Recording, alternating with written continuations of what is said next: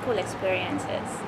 I think the greatest thing of the way education system works in Peru, I did my school, all my elementary, middle, and high school in Peru, is that you go to school from pre-K all the way to ending high school with the same people. So you build relationships with your friends and the other people that go to school with you that will last forever. We had to wear a uniform that was dark gray and white. We have to wear these black, kind of like heavy orthopedic style shoes. We couldn't wear jewelry and nothing dangling or any type of makeup. But it was great. Yeah, I remember school being a lot more strict than it is over here. All the kids wore uniforms, whether they went to public or private school.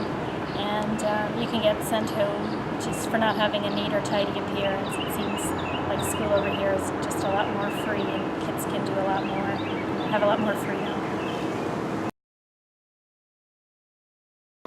So, when I was growing up, the biggest thing about my culture was the family.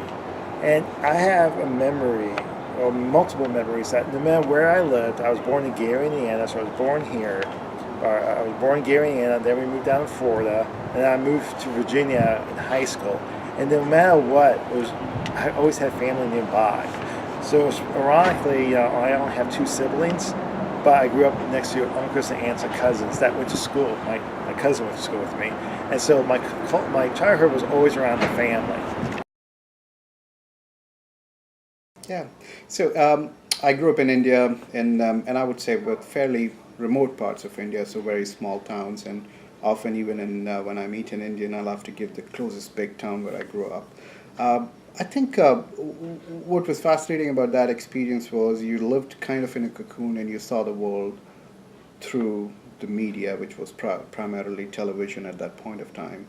And so my first big kind of shock came when I moved to New Delhi, which was probably the second biggest town in India at that point of time for my undergrad. And it just felt like everything that I knew, everything that I was comfortable was kind of shaken up.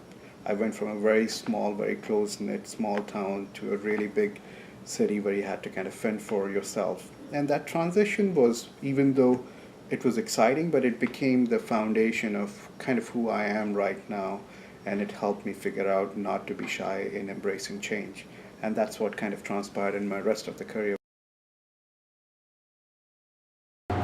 One childhood experience I have is I moved to Texas for 1 year, and then we moved back to Little Rock, my hometown, Little Rock, Arkansas, in 2004. And in 2005, I was in the 5th grade, and I was asked to do a play. And I'd always been an outgoing person, but I'd never done a play. I had to do a play for my church. And so it was just like a highlight moment, because it just kind of showed me how gifted I could be, and how different I was with acting, and how I was able just to stand in front of a crowd and just speak my mind, or just present a play, or become this character. And so it kind of stuck with me, so I've been acting ever since.